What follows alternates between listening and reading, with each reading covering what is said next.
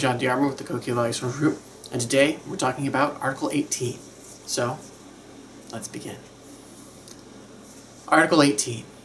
Holding down the invisible shadow. Holding down the invisible negative shadow is a method that, by means of observing the posture of the opponent, you can strike him at his anticipated weak points. If you observe the opponent closely, you can see the points to which he pays attention, and also to which he does not. If you beware of the points to which he pays attention, and, at the same time, before he starts moving, aim at the shadows of the points to which he does not pay attention, or enough attention rather, with the point of your sword, your opponent will lose his rhythm, allowing you to win easily. It is important, however, to hold your spirit back and never forget the actual aim, to strike the opponent. This should be tried out. So, the invisible negative shadow that Musashi's talking about here is yin, the sort of passive, inactive, shadowed, negative without the sort of moral connotation that we tend to give it here in the West, aspect of everything. And so what he is suggesting is that when you're faced with an opponent and you're sort of watching them because they're a danger to you, it's easy to observe in them first the parts that they're thinking about, right? Usually, for example, if dude's there and he's busted up into Hasso, you'll see him kind of moving a little bit. His body will instinctively jerk or jar or ripple every time he gives consideration to moving it. Kind of like when you're laying down to fall asleep and you think about moving, and without really choosing to, your body starts to move. It's the same kind of thing, it's just at a much smaller scale. In the beginning, it may seem difficult to observe this, but really it's just a matter of having a sword swung at you enough times to pick it up. And of course, as always, the more you focus your training on trying to achieve the specific goal of increasing your perception of the enemy, their intention, and how that leaks through their body, the faster you'll learn it, right? But even a person who is not familiar with this idea, after being attacked enough, in class even, they'll be able to perceive the attack before it happens, and generally be conscious of it. You know, that, oh, well, I knew he was going to punch because his body moved that way. So, the strategy that Musashi is offering up here is that when a person comes to attack you, they can't be aware of their entire body. In other words, if let's say I pop up into Hasso, my mind is in only so many places, and typically the more excited a person is, the fewer places their mind will be, right? Which is why it's important to be calm, so you can kind of maintain good control and awareness of your state. Typically, as the person wants to hit you more, their spirit will rise, meaning their intention becomes higher, and everything becomes up in here, in this space, right? Sword, face, arms, shoulders. You'll see them start to stretch their elbows out a little bit, sort of like they're trying to fly away. It's very chesty, heady, right? Whereas their core just has nothing going on, right? And maybe even if their legs are jumpy, right, their abdomen is most likely going to be empty, right? So Masashi is suggesting that while the person is coming to hit you, because we've already had examples of what to do while they're directly attacking you, and we've had examples of how to work in Taino-sen with the last chapter, right?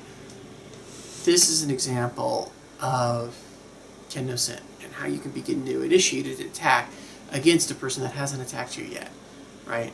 Because again, the person who is attacking always has the harder job, because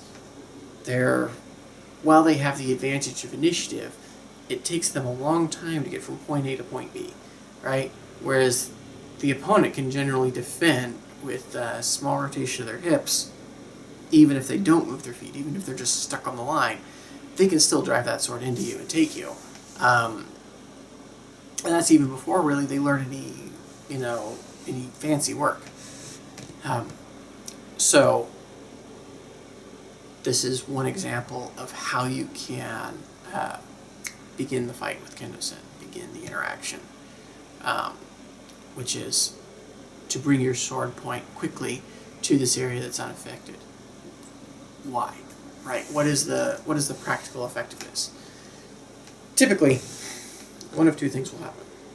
First, and this is the most common, person's up here, they've kind of lost their orientation and they're all up in their headspace. If you come in and thrust into the areas of their body that are sort of yin dominant at the moment, yin saturated, if you will, right? Their focus comes down to it, and they try and parry it, right?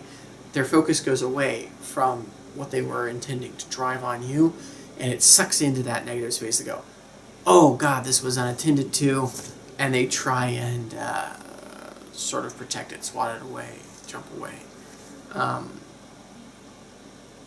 This is good for us, right?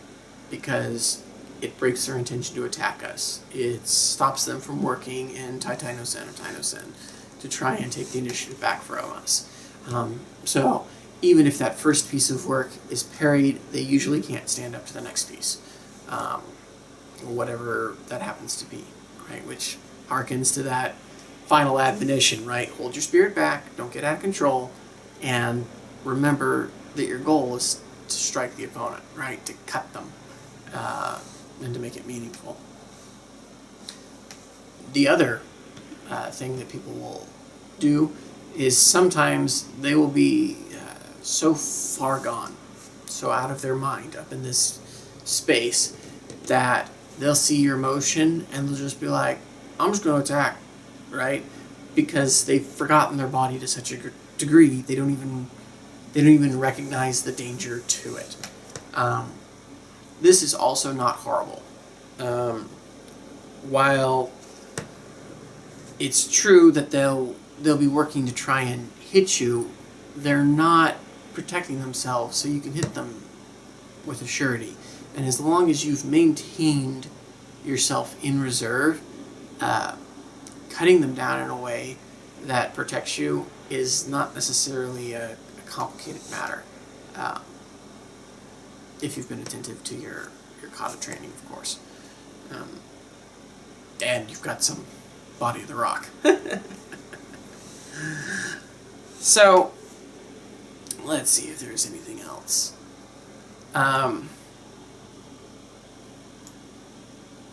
Yeah, so because there is the chance that the second situation will happen, he'll just come at you. You have to be aware of what's full, what's active, what they're thinking with.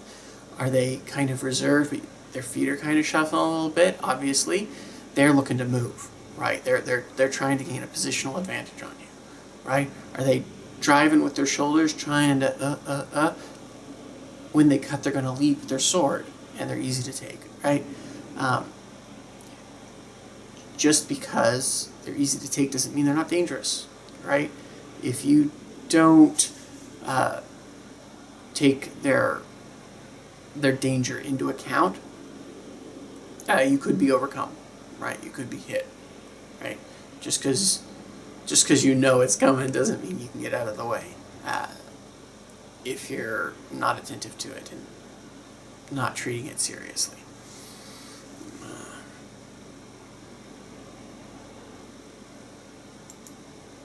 Yeah.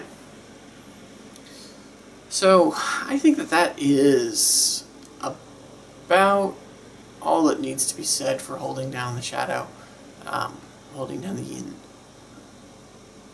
It is a simple idea to attack your enemy where he's weak and to where he's inattentive, right? And I would hope that the parallel to large-scale combat from this is more than evident without me having to go into it.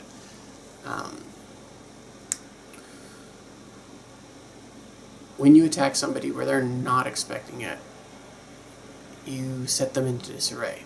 You either force them to act against you before their plans had matured, before the time had matured for their attack, or you force them to refocus their attention that was directed in preparing for that attack against you into protecting themselves. In both events, you're breaking their rhythm, right? You're forcing them to work outside of their comfort. And, of course, as we've discussed in the previous articles on timing, this is very desirable. So, it is worth practicing this and pursuing it. Take some time, even if you're just using Bokan or Fukuro, and work with your partner. You know, set a day or two aside and go, okay, hey, this is what we're going to do.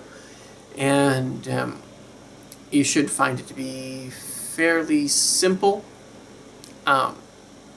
Though, after a few iterations of a drill based around this, your partner is going to wise up and they're going to start moving their intention to where they think you're going to attack.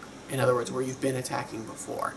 And this just means that maybe their chest and abdomen will be full. Will have presence in it, young, right? And then it'll be